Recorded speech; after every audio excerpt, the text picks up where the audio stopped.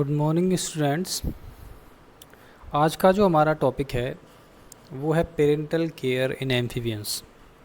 इससे पहले हमने पेरेंटल केयर इन फिशेस पढ़ा था, मत्स्य में पैतृक रक्षण के बारे में पढ़ा था, जिसमें हमने ऐसी मछलियों का अध्ययन किया जो बहुत अधिक अंडे देते हुए भी उनमें पैतृक रक्षण पाया जाता है, जिनमें अलग अलग प्रकार की युक्तियाँ उनमें देखी। बहुत ही रोचक वो व्याख्यान रहा हमारा। आज का भी ये जो व्याख्यान है वो मत्स्य से आगे उभयचर के बारे में है। हम जानते हैं कि जो पैतृक रक्षण होता है, पेरेंटल केयर होती है, वो केवल सामान्यतः उन्हीं जंतुओं में देखी जाती है जिनमें अंडे बहुत कम दिए जाते हैं, जिनके बचने के चांस बहुत कम होते हैं, बच्चे बहुत कम संख्या में दिए जाते हैं या प्रजनन की दर बहुत कम होती है, उनमें ये पेरेंटल केयर अधिक पाया जाता है। जो एक सामान्य सा तथ्य है, सामान्य सी बात है। लेकिन मेंढक और मछलियों में अधिक अंडे देते हुए भी इन प्राणियों में हमें पैतृक रक्षण बहुत ही अलग अलग माध्यमों से देखने को मिलता है, जो विज्ञान में एक बहुत ही रोचक विषय की बात है। उसका अध्ययन भी इसीलिए किया जाता है कि इन छोटे से जीवों ने किस प्रकार अपनी संतति को, अपने जीन्स को आगे बढ़ाने के लिए, जीन्स प्रोपगेट करने के लिए अगली पीढ़ी में किस प्रकार से अपने इन अंडों को बचाने के लिए कैसी कैसी स्ट्रैटेजी अपनाई है, उसके बारे में हम इस टॉपिक में अध्ययन करेंगे।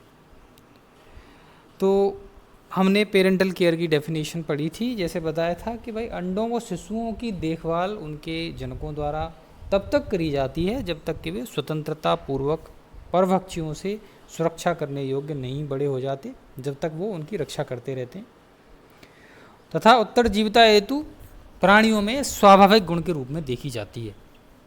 उभयचरों में, एम्फीबियंस में अंडों व शिशुओं की देखभाल करने में जितनी विविधता देखी गई है उतनी विविधता शायद किसी अन्य समूह में नहीं देखी जाती। इनके समूह जैसे यूरिडेल्स, एपोडेंस, एन्यूरेंस में अधिक विविधता पैतृक रक्षण की क्रियाओं में पाई जाती है। उभयचरों में पैतृक रक्षण की जो क्रिया है उसे निम्न बिंदुओं के अंदर हम अध्ययन करेंगे। सबसे पहले हम देखेंगे घोंसलों का निर्माण, शिशु पालन गृह या आश्रय द्वारा सुरक्षा। ये अपने अंडों के लिए, अपने शिशुओं के लिए विशेष प्रकार के घोंसले, नर्सरी, शेल्टर्स बनाते हैं जिसमें ये अंडे देते हैं। इसमें कुछ चित्र बताए गए हैं, डायग्राम दिए गए हैं आपके सामने, जिसमें मैं बताना चाहूँगा आपको कि जो उभयचर होते हैं वो शिशु पालन गृह बनाने में तथा उसके स्थल के चुनाव में बहुत सावधानी बरतते हैं। अनेक उष्णकटिबंधीय मेंढक होते हैं, जैसे कि भैंक होता है, वो अंडे जल स्रोत के निकट नम भूमि में देते हैं। इसी में आपको सबसे पहला ये जो डायग्राम दिखाया गया है वो है सेंट्रोनेला का। ये जो डायग्राम है वो सेंट्रोलेनेला नामक एक एम्फीबियन है, एक मेंढक है। यह अपने अंडे जलीय पादप की पत्ती पर चिपका देता है तथा नर इनकी सुरक्षा करता रहता है। हमको इसमें आसानी से देख सकते हैं। ये वाला जो डायग्राम है इसमें ये सेंट्रोनेला मेंढक है, इसके द्वारा ये अंडे मादा के द्वारा इस जलीय पत्ती पर दिए जाते हैं तथा यहाँ पे नर के द्वारा इनको गार्ड किया जाता है। तो ये पत्ती पर सुरक्षित रहते हैं क्योंकि वहाँ से जो परभक्षी होते हैं वो उन तक पहुँच नहीं पाते। तो एक एग्ज़ाम्पल था जिसमें मेंढक के द्वारा नेस्ट बिल्ड किया जाता है पत्ती के ऊपर। दूसरा एग्ज़ाम्पल हम देखते हैं, मड नेस्ट की बात आती है यहाँ पे।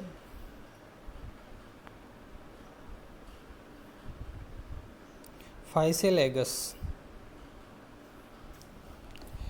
इस मेंढक के द्वारा कीचड़ में जो पत्ती टहनियाँ जो गिरे होते हैं उनके ऊपर अपने अंडे स्पॉन फॉर्म में दिए जाते हैं, जहाँ पे ये सुरक्षित रहते हैं परभक्षियों के द्वारा। ये मड नेस्ट कहते हैं उनको। इसी तरह हम देखें सी में रैकोफोरस का फैन नीड। ये जो रैकोफोरस होता है इसका पूरा नाम होता है रैकोफोरस मालबेरिकस। ये जो इसकी जो मादा होती है वो अपने अंडे वृक्ष की झूलती पत्तियों या टहनियों पर घोंसलों में चिपका कर देती है। इसको हम देखें, इसके द्वारा जो अंडे दिए जाते हैं वो टहनियों पर घोंसलों में चिपका कर दिए जाते हैं। इस प्रकार इनमें से जैसे ही अंडे निकलते हैं तो वो सीधे जल में गिरते हैं जहाँ पर कायांतरण की प्रक्रिया होती है। दूसरा, इनके द्वारा विशेष प्रकार के झाग उत्पन्न किए जाते हैं। विशेष प्रकार के एक कह सकते हैं म्यूकस फॉर्मिंग, म्यूकस जैसा होता है, झाग उत्पन्न किए जाते हैं जो पानी में तैरते रहते हैं। उनके साथ अंडे भी सुरक्षित रहते हैं। तो एक तरह से हम कह सकते हैं इनके द्वारा झाग का एक तरह का नीड बनाया जाता है, एक घोंसला बनाया जाता है, जिसे फैन नीड कहते हैं।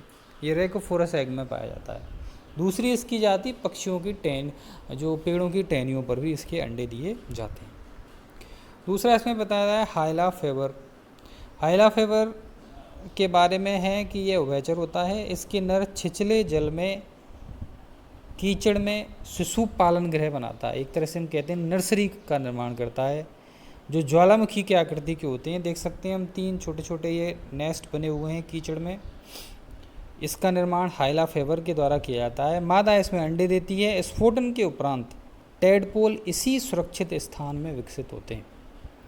तो हम देख सकते हैं इन 4 अलग अलग डायग्राम्स में हमने देखा है कि किसी ने पत्ती के ऊपर, किसी ने कीचड़ में, किसी ने ज्वालामुखी के आकार के अंडे दिए हैं, किसी ने फैन नीड का निर्माण किया है, लेकिन किसी न किसी प्रकार से अपने अंडों की सुरक्षा उन्होंने की है, वो भी घोंसला निर्माण करके।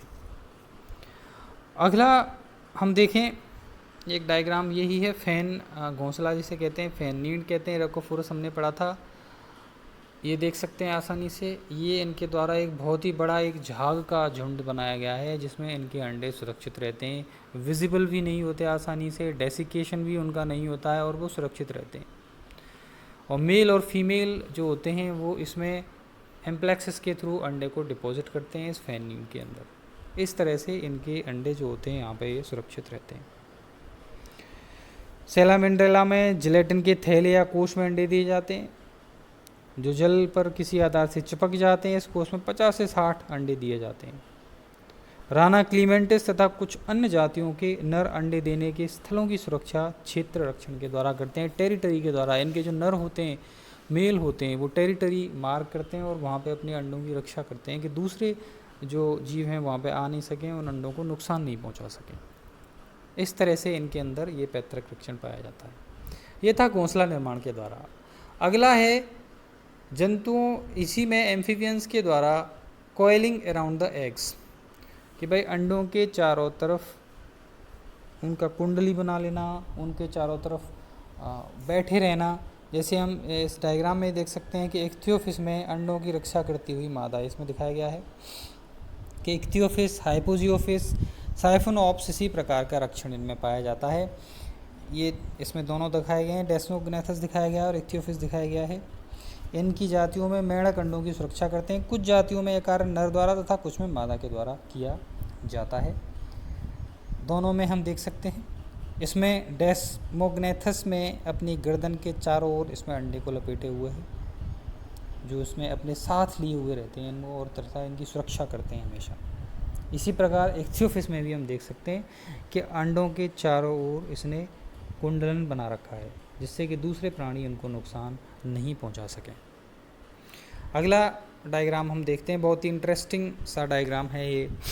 हमने पढ़ा है प्लासेंटा फॉर्मेशन, देखा है हमने कि भाई बहुत ही हाई ग्रेड के एनिमल्स में ये पैतृक रक्षण का एक उदाहरण पाया जाता है, लेकिन इसमें ही कुछ ऐसा रूप हमको देखने को मिलता है इस एनिमल में जिसका नाम है सूरीनाम टोड या पाइपा। पाइपा में मादा की पीठ पर अंडे धानी में रहते हैं इसके अंडे, एग पाउचेस कह सकते हैं।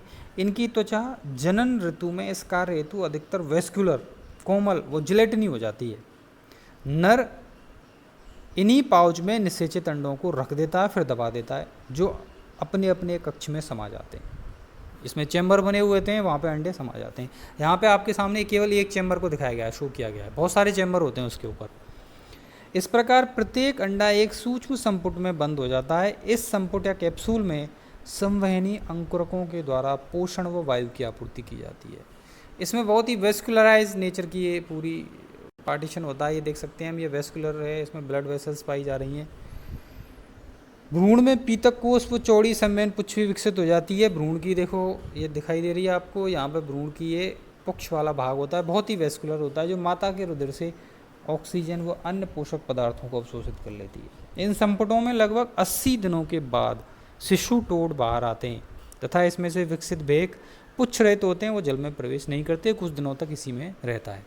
इस तरह से इस डायग्राम में बहुत ही आसानी से देख सकते हैं कि इस कैप्सूल के अंदर एक छोटा सा ये एम्फीबियन शिशु उत्पन्न हो रहा है तथा इसके द्वारा माता से रक्त के द्वारा पोषण प्राप्त किया जा रहा है। एक तरह का एक बहुत ही कह सकते हैं, प्लासेंटा तो नहीं है लेकिन उसी का एक रूप है ये। तो पाइपा में मादा तथा लार्वा की पत्तेनुमा पूंछ के मध्य गैसीय विनिमय इस चित्र के द्वारा यहाँ पर दिखाया गया है। बहुत ही अच्छा एग्जाम्पल है ये पेरेंटल केयर का। दूसरे एग्जाम्पल्स में बहुत छोटे छोटे डायग्राम्स के थ्रू मैं बताना चाहूँगा आपको। पहला है एलाइटिस, आप जानते हैं ट्री फ्रॉग होता है ये, इसकी जांग पे अपने ये अंडों को चिपका के रखता है। दूसरा डायग्राम है क्लोटोस्थीकस की पीठ पर चिपके टेडपोल्स का परिवहन, ये अपने टेडपोल जो होते हैं उनको पीठ पे लिए फिरता है। हेमीफ्रैक्टस की पीठ पर भ्रूण दानी में चिपके अंडे, ये छोटे छोटे एग पाउचेज होते हैं जिसमें अंडों को उसमें ये लिए रहता है अपनी पीठ पर। नोडोट्रेमा की पीठ पर भ्रूणदानी को काट के दिखाया गया है इसमें। पाइपा में ये पीठ पर लगे हुए हैं। राइनोडर्मा के कटे वाक कोशों में वोकल सैक्स में भी अंडे यहाँ पे स्थित हैं, छोटे छोटे शिशु स्थित हैं। बहुत ही अच्छे एग्जाम्पल आपको इस में देखने को मिले हैं। ये एलाइटिस है, पाइपा की पृष्ठ सतह पर पॉकेटनुमा संरचनाओं में ये छोटे छोटे शिशु इसमें दिखाए गए हैं। इस तरह से हम देख सकते हैं कि एम्फीबियंस में अलग अलग तरीक़ों से, माध्यमों से पेरेंटल केयर पाया जाता है, जो अपनी आने वाली संतति के जीवन की सुनिश्चितता को दर्शाते हैं। धन्यवाद।